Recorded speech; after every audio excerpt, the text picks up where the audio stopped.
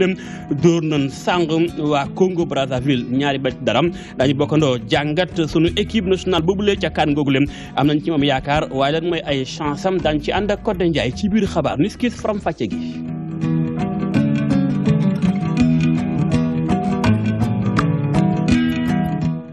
mbokk yi asalaamaaleykum wa rahmatullah gërëm leen ci ànd beek ñun ci seen télévision DTV tàmbali xabaaru marax yi jëm ci lu soxal li nga xam mooy kon rek mbirum Yavuz Salim jàppale ni kon léegi coow la jeex na lan doon lam-lamee leer na école boobee léegi fondation Marif moo koy yor di ko saytu ministre bi ndénkaane bi réew mi jébbal na bataaxal yëglu googee ñi nga xam mooy waa école ba lu mel nag tax na école googee tamit daal di nay fëgg seen ay avocat yi jóg nañu dañu kon léegi xeex bi day tàmbali dañu def kem kattan bali état bëgg a def lu demee daal koy gàntal ci xuus ànd ci ak sa dex dëpp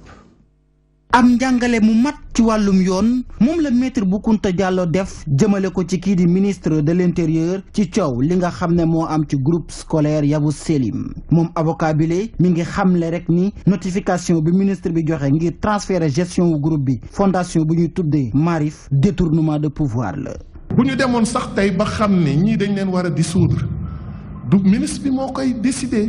loolu tamit statut article 18 dafa wax ne assemblée générale moo koy jël ci conditions yi ma wax tout à l'heure léegi nag lu tax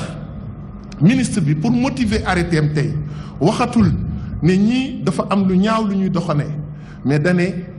association bële turque bi fondation turque bi Marif bi ñuy créer war a ñëw moo tax moom kii na arrêté na autorisation bi ak activité autorisation bi. xeex bi ñu war a def ci wàllu yoon ñoom kat xamle nañ ne rek tàmbali na bis ni ki tey waaye balaa ñu caa dem ñu ngi woo ministre bi mu xoolaat ay jëfam.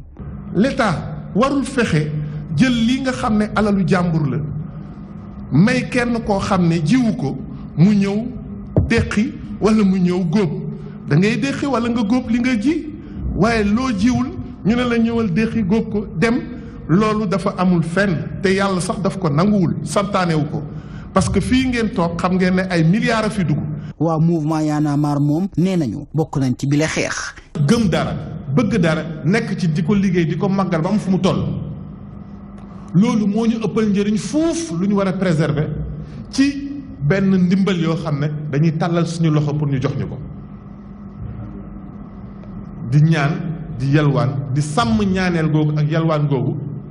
ba tax ñu nar a rey loo xam ne noot loo xam ne. dafay jàngal xale yi ñu moom seen bopp ñu jàng ñu dem et ay doomu Sénégal def ci seen kaddu def ci seen yoxo ba mu toll fi mu toll. syndicat enseignants yi organisation yu société civile ay avocats ak ay organisation yoo xam ne ñu ngi xeex ak yelleef doomu aadama teewoon nañ ci bile jàkkaarloo ak journaliste yi lee ñoom ñëpp rek bokk nañ benn mbir maanaam ñi ngi dal ci kaw notification bi ministre de l'intérieur génnee.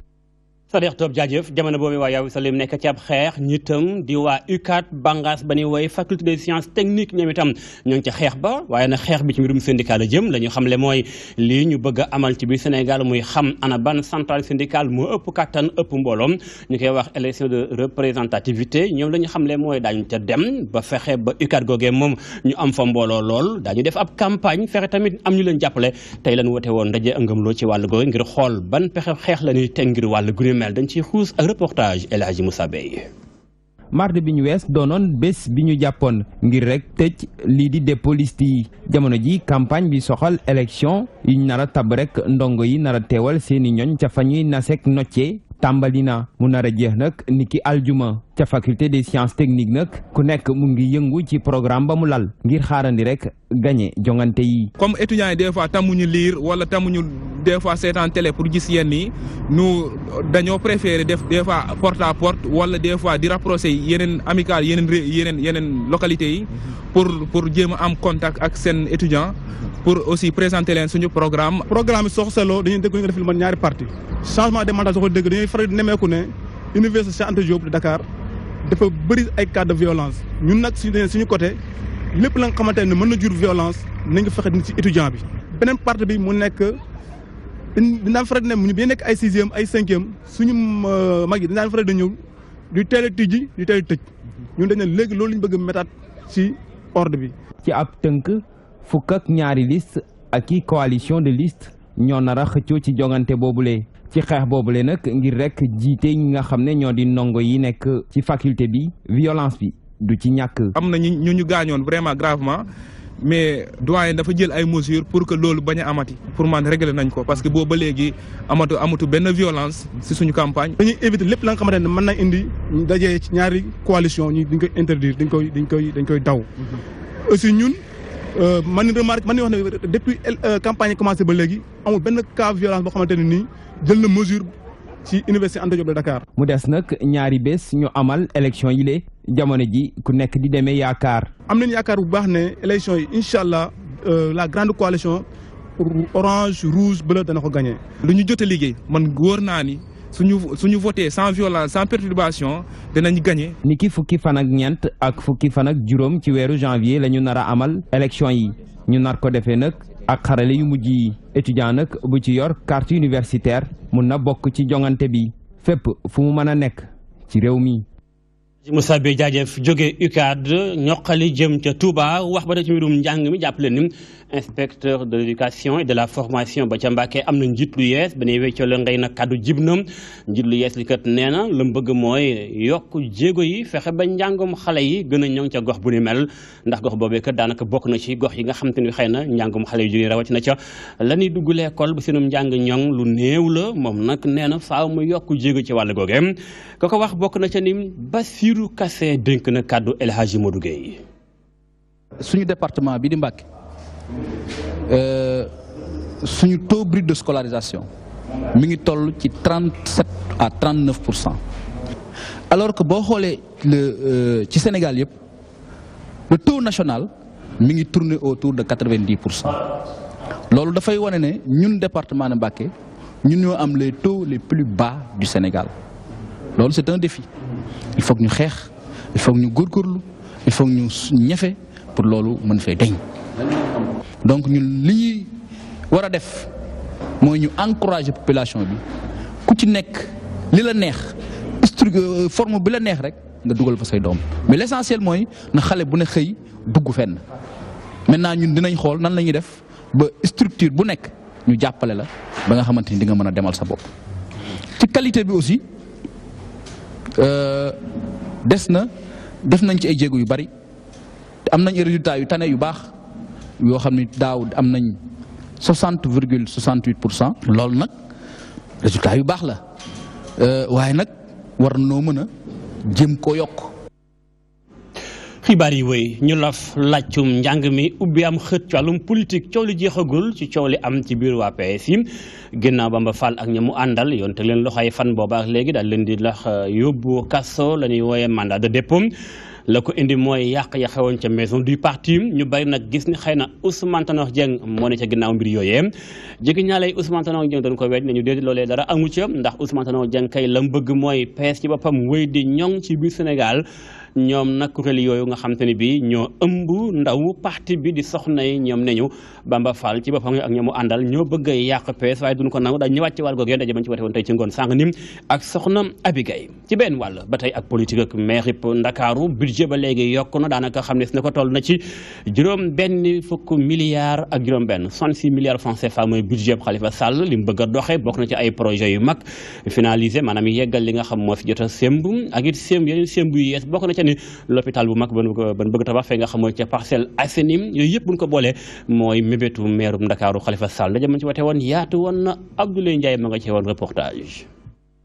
On va aller vers l'efficacité énergétique que je vous avais annoncé. fas yéene nañoo def ay jéego ngir nag yokk lii di anam bi ñuy jëfandikoo wàllu courant bi maanaam daal di sóobu ci ay opération yoo xamante ne ni li ko tax a jóg du lenn lu dul jàppale ñii di askan wi ba li ñuy jëfandikoo ci wàllu courant daal di wàcc ba toll ci juróom-benn fukk ci téeméer boo jël dinañu itam daal di yeggale li nga xamante ne ni moom mooy yoon ñu sumboon doon ko defar gis ngeen yenn ci ay yoon defar bi noppi na te jamono ji sax ñu ngi waajal tekk lu toll ci $2 milliards ci sunu ay koppar ngir matale li nga xamante ne ni moom mooy chantier yu mag yi ñu sumb lu ci mel ni l'hôpital bi nekk ci Parcelles Assainies ak l'école yi te itam fas yéene nañoo def ay effort yu am solo ngir nag yokk wàllu njàng mi. Et nous allons faire un effort particulier au niveau de l'enseignement secondaire. ñu dugg ci wàllum koom-koom jàppale ni fexe ba gën a tàggat dañuy wooye liggéeyukaay ndaw yi petite moyenne entreprise ñoom tàggat gi yaatu woon na lool bëgg ñu gën a xarañ mën a jëfandikoo liggéeyukaay ci wàllum xarala yu yees yi la ñuy wooye marketing maanaam daal la ñuy yor mën koo mën a jaay awee ko ci jëmtukaayu internet bi ñu tàggat ci ñoom lu bari lu ni mel nag nañu lu baax la day yokk seenum koom-koom ak seen wàllum xarañaay Mansour Sow ma nga ci woon. fii ci Sénégal lu ëpp nag juróom-ñetti millions yi doomu aadama ñi ngi jëfandiku lii di internet ci ay anam yu wute mu nekk loo xamante nag mën naa jural njariñ lu rëy PME yi waaye tey jii seetlu bi benn la fii ci Sénégal amuñu li nu duppee culture digitale maanaam naka rek la ñu mën a def ba jëfandiku xarala yu yees yi ngir mën a yokk sunuy entreprise. dafa bokk ci yi nga xamante ni day yombalal diggante entreprise bi ak ñi nga xamante ni ñooy ay client potentiel mooy ñi nga xamante ni ñoo soxla li muy jaay wala li muy produire ndax tey jii marketing digital dafay fexe ba boo amee ab client bu nekk ca Mbour wala Mexe wala Ziguinchor wala Ndar moom mu xam ni foo ne ak looy jaay ak loo koy jaay. révolution digitale mën a jural njariñ lu rëy PME yi maanaam petite et moyenne entreprise yi ndax dina mën a tax rek ba nu mën a concurrencer maanaam jonganteeg entreprise yu nekk fii ci Sénégal ba sax ya nekk ci bitim réew. 8 millions yooyu mën ngaa fexe ba am nga looy jaay lu ñu soxla ñu ngeen mën a jëndanteeg jaayante boo sàggantul sa poste dana fis kon nag ci Sénégal moom mbirum téléphone bi lu am solo la bokk na ci xarala yi nga xamante ni war nañ koo jumtukaayoo pour mën a yokk lan mooy taxawaayu entreprise bi ci liggéey. référencement maanaam tënku nag ci benn modèle labellisation ak publicité ci internet nekk na ay levier maanaam ay jëfandikukaay yoo xamante ni nag marketing bari na lu mu koy jëfandiku petite et moyenne entreprise nag mën na leen a gën a jural njariñ sunu ci tënkoo rek ci jëfandikukaay yooyu lii dinañ gën a ubbeeku maanaam gën a xarañ ci marché bi. jaajëf Mouhamadou Mansour Sow ci beneen wàll dañuy dugg ci wàllum paju gi jàppaleen ni dañuy wooyee sage femme mooy ñi réew li jigéen ñi buñ toll ci mucc ak ñoom seen kuréel la taxawal ci biir Sénégal démb la ko pencum ndaw réew mi daal di wate mooy ordre bi leen di tënk ku bëgg a nekk léegi sage femme am na ay conditions maanaam ay matukaay yu ñu war a jël loo xam da nga koy matalem ñoom na nañu lii lu baax la ndax day tax ba seen liggéey tegu ci yoon la ca bokkul ñu mën ko caa seppee teg ko na leen daja mën ci wate woon tamit yaatu woon na lool bokkoon na ca Ndeye Fatim Lo reportage. gannaaw ay at yu bëri yoo xam ne xeex nañ ko xaar nañ ko tey jii adopté nañ benn loi bu yees boo xam ne réglementé lii di liggéeyu sage-femme moo ko tax a jóg ki fi jiite woon association nationale des sages-femmes d'État du Sénégal moom nag moo ngi rafet lu li ni mel suñu sukkandikoo ci moom loi bi ñëw na ci waxtu. ci ñaari at yi ñu jàll. sage-femme yi am nañu ay jafe-jafe yu bare seen diggante ak ñi nga xam ni ñoom ñooy waay fajukat yi donc su nga xamee ni ordre bi tey jii génn na ñun xalaat nañ ni lépp loo xam ne ay jafe-jafe la woon ay rëq-rëq yoo tax ne lépp loo xam ne diir nañ ko ci wér-gu-yaramu yaay ak doom jotuñu ko woon xalaat nañ ni rëq-rëq yooyu dina dañ. sage-femme yi ñoom nag lu ci bëri dañ la ñuy yëkkati baaraamu tuuma di naan ñoom defuñu seen liggéey ni mu waree nguuru Sénégal fas yéene na taxawal ordre des sages-femmes li ko tax a jóg nag mooy saytu bu baax lii di formation bi ak liggéeyu sage-femme yi. waaye ordre itam dafay won ne sage-femme yi am na foo leen mën a yem lii ngeen war a def mooy seen li nga xam ne mooy seen cër dëgg am na cër boo xam ne dañ leen ko wàllale. dañ leen ko ndeyale cër yooyu itam soo leen koy def nii ngeen ko war a defee soo leen ko defeewul nii am na loo xam ni war na ci mën a topp muy ay sanction ordre dafa ñëw pour lépp loo xam ni code éthique la nekkin ak code déontologie doxalin ordre daf koy veiller pour que sage-femme bi mën ko def. laata ñuy adopté loi bi député yi dañoo yëkkati benn jafe-jafe bu jëm ci wàllum matrone yi présidente association nationale des sages-femmes d'État du Sénégal li mu gis mooy ni que matrone yi dañoo war a jàppale ak it di digal ñii di patiente yi. ñu ne matrone yi dañ leen di former juróom-benn weer mais juróom-benn weer yooyu ñu leen di former taxul ñu mën li nga xam ne moom mooy la science obstétricale.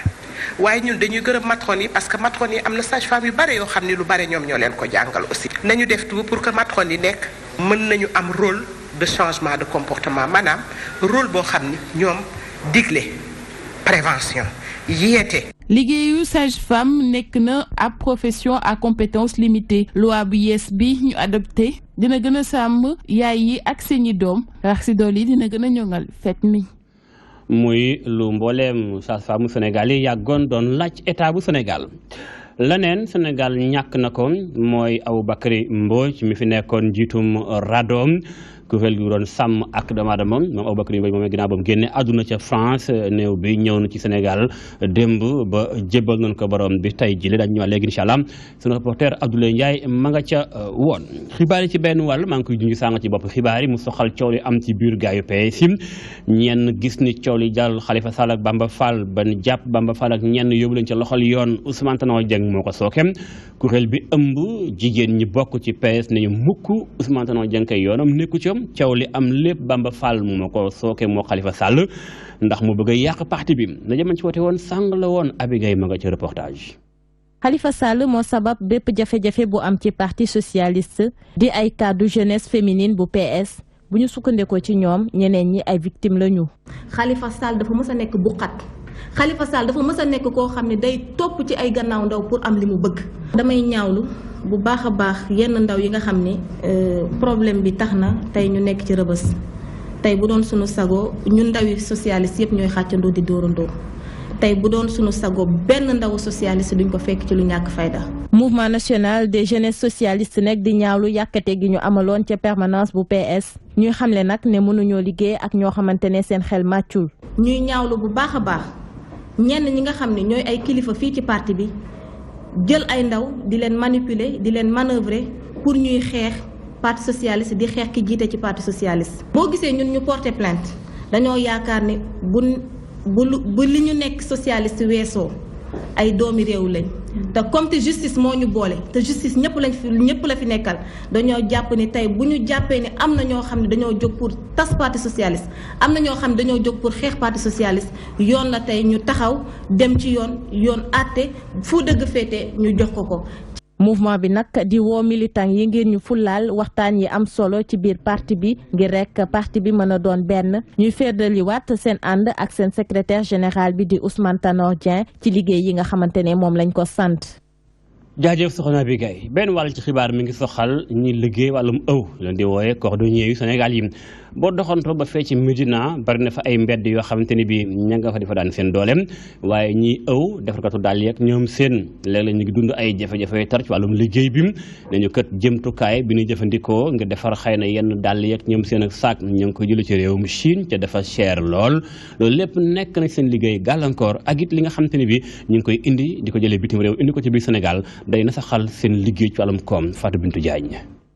rue 11 ci Médina foofu atelier uude yi rek rangaloo soo ñëwee xetu kol ak der moom moo lay njëkk a xeeñ uude yi nekk foofu rek ku nekk di wane sa xarañteef li ñu ci soow mi rek mooy client yi gisuñu leen. daal yi nag pour l'instant moom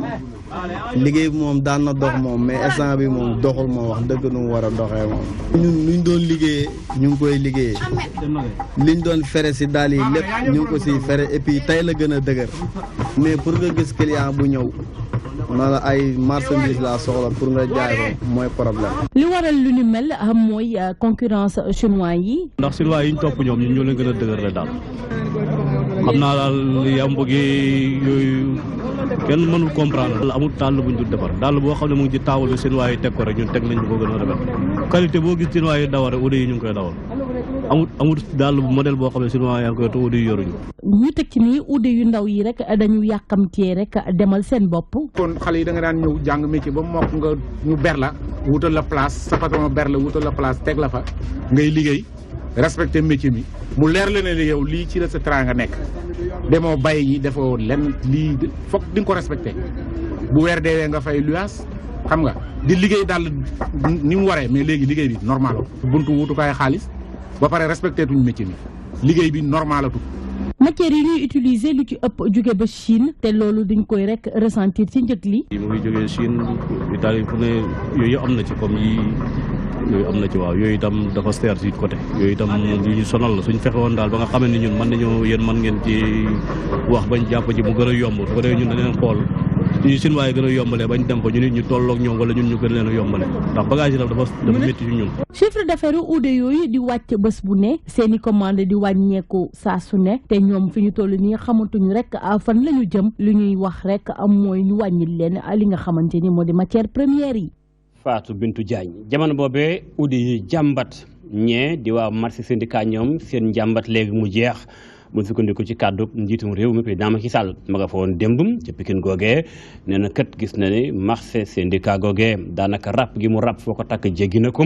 nan fay soxna yooyu nekk di fa daan seen doole metti nam ci ay mbaar la ñu nekk bëgg na koo jeexal nee na faaw mu taxaw fa ab syndicat marché bu mag boo xam te ne bi lépp li xeetam lujum ak la ca ajoog fruit dañ ko fa mën a jaay ca du am benn jafe-jafe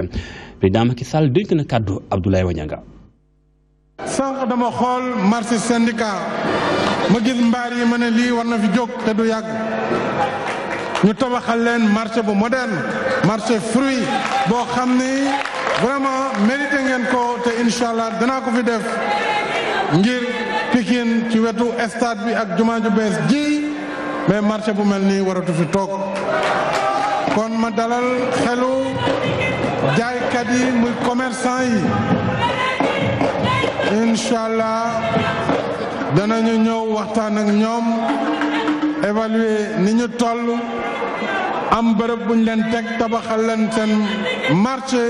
delloo si waat leen seen marché ndax marché bi pour ñoom la du pour keneen kuñ ci yokk waaye syndicat war na mel beneen jëmm budul bi inch'Allah daañu ko def. président Macky Sall yemu ca ba mu demee ca banlieue ba la ko fi yóbbuwoon daanaka sax moo doon dalloo ji li nga xam ne stade ba nduppee Alassane Djigo ci la ko doon defaraat ndax la ci amoon ci ay yàqu-yàqum foofee yëpp na daanaka mobilisation bu mag am na fa lan def ci stade ba tamit rafet na lool ñu yëngu ci wàllum gox ba ak tàggat yaram nee ñu daañu sàmm jëmtukaay gu ni mel Abdoulaye Wañanga. ñaari tribune couverte ak i pelouse ay projecteurs yoo xam ne dañ leen daal di soppi lu ni mel moom mooy xar kanam bu yees bu stade Alassane Djigo complexe sportif bu ni mel léegi dinañ ko mën a jëfandikoo ki nga xam ne moom mooy njiitu réew mi Macky Sall moo ko daal di inauguré. champion yu bari génne nañu Pikine ci sport ci woy ci musique ci xam-xam ci njàng ci ay entreprise dañu ne kon waa Pikine war nañ leen tabaxal ay infrastructure ki nga xam ne moom mooy président ODCAV bu Pikine moom dafa daal di rafetlu bu baax a baax réhabilitation stade Alassane Djigo boobule moom mu ngi jàpp ni lu ni mel dina tax tàggat yaram bi gën a ñoŋ ci boobule gox. lii mooy wone nguurul Sénégal dafa jox gëdd mouvement associatif bu nekk fii ci département bu Pikine nga xam ne am na ay association yu bëri yoo xam ne ñoo ko ëmb. ki nga xam ne moom mooy président AS Pikine moom tamit rafetlu na bu baax a baax defaraat bi nga xam ne defaraat nañu stade Alassane Djigo. doomu Pikine kese ñoo am lii laisse-les parler nañuy wax rek. xaw ma wattu xaw ma puus mais képp ku duggati Pikine fii di wax te waxoo Macky Sall dañ lay génne ci biti. mairie ville bu Pikine moom tamit dafa daal di jël benn engagement fexe ba ñu mën a sàmm boobule bërëb tàggat yaram daal di xamle dinañ taxawal benn comité de gestion boobule stade. da nga wax Matar Ba ne ko tribune bi nga xam ne moom la ñu waroon def fële ca Fatick nañu bàyyi Fatick indil ñu ko fii ci Pikine loolu mooy tribune bii ñu jàkkaarloo tey jii muy tribune couverte. ñu jàpp ni tamit njiitu réew mi Macky Sall ci tàmbali tukki nemmeekoom mu ngi daal di def pose première pierre bu grande mosquée bu Pikine foofule sax la xamle ni liggéey bi dinañ ko amal ci diiru at. ma nga doon ne jóge ci stade Alassane Djigo wax ci sunu gaynde yi waajal seenub kan fan yu néew moo des ñu tàmbali jongante gu ñu mel Sénégal war a jongante bu njëkk ak waa Tunisie Sénégal nag ay jéegoom ci wàccaay gi rafet na ndax tey delluwaat na daan ci jongante xarito ñi nga xam ne waa Congo Brazzaville doon leen ñaari bal ci dara lu ñu mel tax na ay jàngalkat ñuy tàggat yaram ak di yëngu wàllum football ne ñu sunu gaynde yi daal am nañ ci ñoom yaakaar ci sax mën nañoo nekk dëgg favori ci boobu lépp kan waaye nag bu ñu xóotalee gëstu bi lan mooy avantage maanaam chance sunu gaynde yi tontu la ak Codé Ndiaye. Coupe d'Afrique 2017 ñu koy amal nag lu yees benn ayu bés ca réewu Gabon muy nag compétition continentale boo xamante ne nii bari na lool ay enjeu ci wàllu sport journaliste bi di yëngu ci wàllu sport moom jàpp ne Sénégal am na équipe boo xamante ne nii mën naa def prestation bu baax ca réewu Gabon. li ëpp solo actuellement nii pour Sénégal du ni dañuy tëb tey jii rek ne dañuy jël Coupe d'Afrique des Nations loolu erreur la maanaam dañu toll ci phase de poule nañu fexe ni ñu génnee phase de poule yi te gëm naa ni phase de poule yi bu ñu ci génnee tout reste possible parce que après quart de finale la demi-finale la ensuite finale donc nañu fexe ba génn rek le premier tour et je pense que Sénégal ci poulam am na argument pour mën a génn ci phase de poule yi donte dañu tase ak Tunisie donte dañu tase ak Algérie donte dañu tase ak Zimbabwe. bu ñu sukkandikoo ci classement FIFA bu mujj ci wàllu Afrique Sénégal mënees nañ koo jàppee comme favori bu mag ci kàddoog bi les journalistes. Sénégal mën nañu wax ne mën naa am chance d'emblée bu ñu xoolee ci këyit yi ndaxte nekk na ci wàllu football réew mi nga xamante ne bokk na ci yi gën a xarañ ci wàllu football yi gën a xarañ mooy lan ci classement bi yi gën a xarañ mooy lan moo jël paie ci classement bi nga xamante ne mooy Afrique ñaari weer yëpp ba 2016 bi jeex moom moo jël paie bokk na ci équipe yi nga xamante ne wala moom moo nekk équipe bi nga xamante ne carton plein la def. Sénégal su bëggee am ndam ci bile CAN faw nag ñu gën a saytuwaat organisation bi. d'Afrique dafa di li nga xamante ni campagne la du match bi nga xam ne da ngay ñëw rek jouer contre benn équipe rek dem comme ni ñu koy daan def si phase éliminatoire yi parce que campagne la organisation la dafa laajte que mu am benn mesure d'accompagnement ci côté organisation bi joueurs yi tamit ñu jël leen mettre leen dans de bonnes conditions. Aliou Cissé bi mu ñëwee ba léegi la mu fi fekkoon rek la fi def jël militaire boo xam ne day jël ñetti mbër ñetti siis mu teg leen fi gars yi di teel amul jeu. bien vrai que de bu ne amul jeu ñu ne amul jeu waaye mi ngi gagné mais loolu rassuré wul. Sénégal moo nekkoon réew bu njëkk ci wàllu football bu ñu sukkandikoo ci classement FIFA bu mujj bi nii ci wàllu Afrique muy nag ay jéego yu am solo mu des nag ci wàllu Aliou Cissé ak ay joueuram ñu daal di concrétiser mbir mu ni mel ci biir terrain bi foofu ca réewu Gabon. Codé Ndiaye jaajëf ñu àgg ci pàcc bi laf xibaar yi juju naa ko sàng ci bopp bi mu soxal ay journalistes yoo xam te ne bi ñu ngi fekk baax ci biir Sénégal demoon ci réewum Gambie ngir bëggoon a am ay xibaar ca la xew ci réewum Gambie ak it li nga xam mooy Cour suprême ba bëggoon a jibal kàddoom ci dogalub Yaya Jammeh ak recours bu dugaloon dañ leen fa dàqe dàq gi nag ba leen ko defee daal leen di génn ci réewum Gambie daar ab jàngat dina ci juddum nañu daal ak lu mën di xew moom faaw ñu def kem kattan nag ba am xibaar bu ñu jox askanu Sénégal waaye nag dàq journaliste yi foofee ca Gambie naam bettu leen sunu stagiaire soxna Adjara Ndiaye def nag doxantu ci yenn organe de presse yi fa yóbbu seen ay ndaw reportage. Cour suprême gambienne bi nag waroon na àddu ci talaata ji ci recours bi nga xam ne moom la Yaya Jammeh defoon taskatu xibaaru sénégalais yi nekkoon foofee ca Banjul ngir rek fekkee événement boobee nag ñoom nag ñi nga xam ne ñooy takk der yi génne leen ci réew ma ci ndigalu ki nga xam ne mooy Yaya Jammeh njiitum rédaction bi di D-Média nag moom di ñu dëggal boobale xibaar. Vers 13h la ma woo téléphone ne ma ni egg na mu ngi Ziguinchor je lui ai demandé lan moo leen andi mu ne ma dañ leen a dugal ci oto moom a correspondant bu RFM avec un autre confrère buy liggéey ci benn site d'information bu nekk fii Sénégal dugal leen si 4x4 andi leen ba ci frontière bi et puis ñu bàyyi leen foofu. situation boobee nag bettul benn yoon ñi nga xam ne ñooy yëngu ci wàllum xibaar ndax ñoom nee nañu ki nga xam ne mooy Yaya Jammeh mësul déggoo benn yoon ak ñi nga xam ne ñooy journaliste yi. loolu du lu ñu bett ndax ku ne xam ne Yaya Jammeh digganteem ak taskatu xibaar yi moom mos a neex bu fàtte ne Gambie ci boppam am na journaliste yu bëri yoo xam ne Yaya Jammeh dafa daloon seen kaw am na ñoo xam ne maar d'Italie daf leen a boom ñàkk seen bakkan am na ñoo xam ne da leen tëj kaso am na ñoo xam ne da leen a génne dàq leen réew ma kon Yaya Jammeh lépp lu jëm ci wàllu média journaliste rek moom mosu leen a wóolu rax ci dolli nag journaliste yi dañ faa teewoon ci jamono boo xam ne Cour suprême bi mu ngi doon waaj a xool recours yi kon léegi nag mu ragaloon Cour suprême maanaam xool recours yi ba pare nag du ko jox dëgg. bu ñu sukkandikoo ci kàddu politologue bi nag moom nee na Yaya Jammeh dafa def rek li nga xam ne mooy recours boobu ngir rek nasaxal ñi nga xam ne ñooy waa CEDEAO ngir rek mën a defaruwaat toogaayam ci bopp nguur gi. li bari ci barab yi mi ngi fay tabb ñi nga xam ne ñu mën a wóoru ay nitam teg leen ñu mën koo aar rax ci dool yi dafa bëgg nag maanaam indi jiixi ak jaaxak ci biir li ñaan communauté internationale ci biir CEDEAO ndax xam ne loolu sax bi ñu koy bëgg a réussir ndax ci biir CEDEAO am na ñoo xam ne fi taxaw nañ ne Gambie kat bu ñu fay dem bu njël yet bu ñu xeex nañu waxtaan ci seen biir kon loolu bu amee rek kon Yaya Jammeh xam na ne ni ngi leen bëgg